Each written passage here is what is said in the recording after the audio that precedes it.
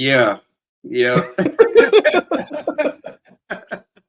Hey, Now tight, Danny. Oh man. I knew this made for an interesting matchup, Uh, but kind of a plot twist, man. man. It's to see. I feel like Danny Garcia got in the ring and realized he didn't want this life no more. It's like it's too hard. It's too much work. I got a family. He's mentioned that so many times in interviews. He hasn't fought in second fight in 4 years. Yeah, I mean, yeah. So it's at this point, Will. That's a wrap, man. I feel like this, and so we have to acknowledge this might be the ramifications of Showtime shutting down because of the Showtime PBC relationship, and a lot of these PBC fighters have been on the shelf. You know what I'm saying? And so I think that had a tremendous effect on some of these performances. It's just as the inactivity. Right. I never thought about that, but the platforms that are available for guys to fight on, those opportunities. Could you also say that both these fighters at their, last hurrah, and I could definitely see who was going to have a few more miles to run on that last hurrah. I could definitely see it from, I think, round 2. I saw that Danny was not fighting like Danny. Danny wanted to get him out of there. Danny wanted to get him out of there because in my mind, I think Danny was not in shape, or Danny could have done not a deadly fighter like Lara to be your quote unquote get right to business after a long layoff. That's a dangerous fight. If you remember how Lara fought Canelo, and it was a split decision, and that was a Lara who is not a favorite for the judges or anybody.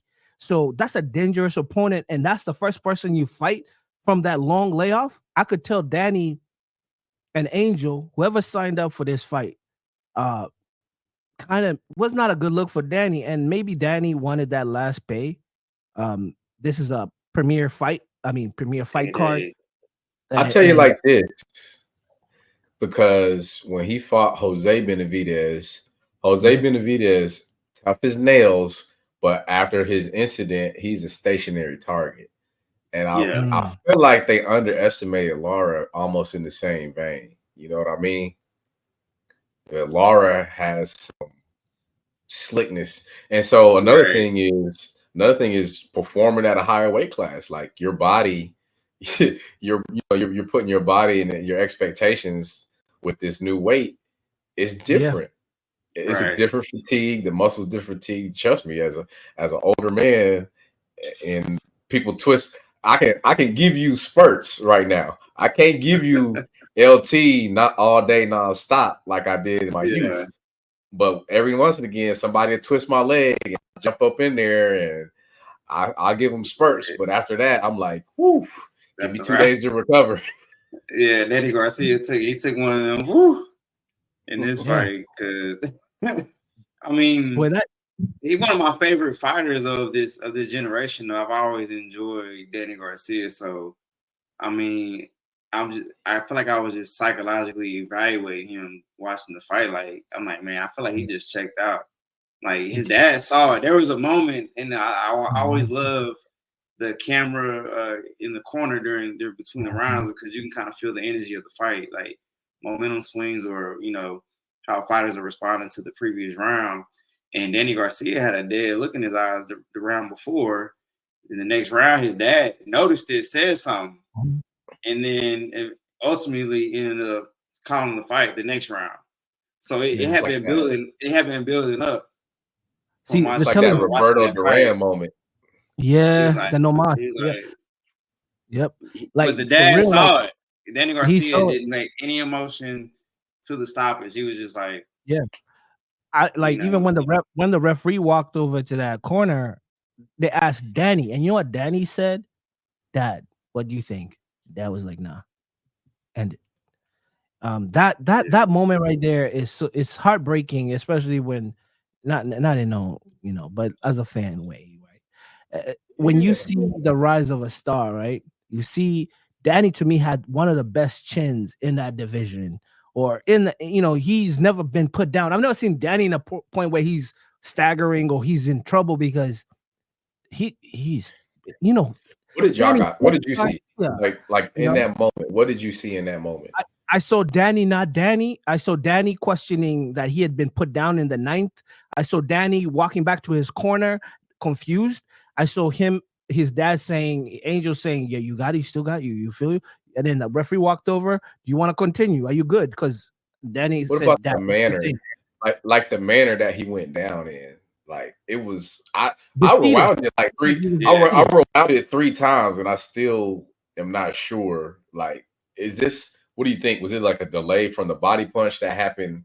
Because he moved from the left side of the screen and to the right side of the screen, and one landed. But I'm like, the one that landed, it didn't seem to me. It didn't seem like that caused that reaction. I don't know. Maybe it didn't, but his face, he took like a long blink in that moment, and a lot of times that tells you something happened. Like you could question like something like neurologically or something like that. Like something happened when you take a long blink, and guys can see that, because they're trained to focus on very small details. Your guy does that. He gets up, his opponent already knows I got him hurt for real.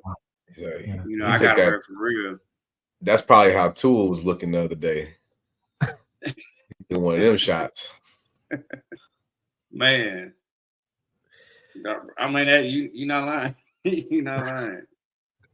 Because that's what happens. You were concussed, and you need a moment to calibrate yourself. Yeah. In that moment, I was watching the fight, and I was just trying to find a way to explain how I felt, right? And I went back to my archives in my brain, and I'm like, yo, this reminds me of Shawn Michaels about to sweet kick chin music, Ric Flair. And he said, when you're about to take out a legend, right? And he said, I respect you or something. He whispered that, and then he took him out. Like, that was like destroying a legend. I just saw a legend go down. And it's happened before. I've seen this happen so many times. But it's also like a celebration time for a Danny Swift Garcia to endeavor in something else, man. Like, you don't have to really push it. Like, that was a tough fight. Yes, boxers are going to be stubborn. We saw it with Bernard Hopkins. We've seen it with Roy Jones Jr. I wish Roy Jones stopped fighting after that second Taliver fight. I wish he had not fought after that. He would be one of the best, probably the greatest of all time. But I don't know. He still is. He still is, man. If he still is. If he had retired,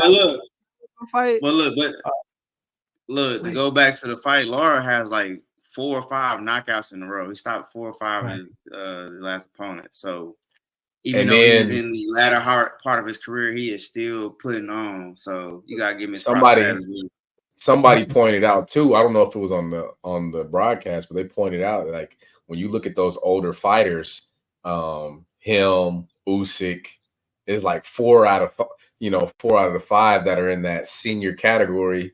They're all southpaws.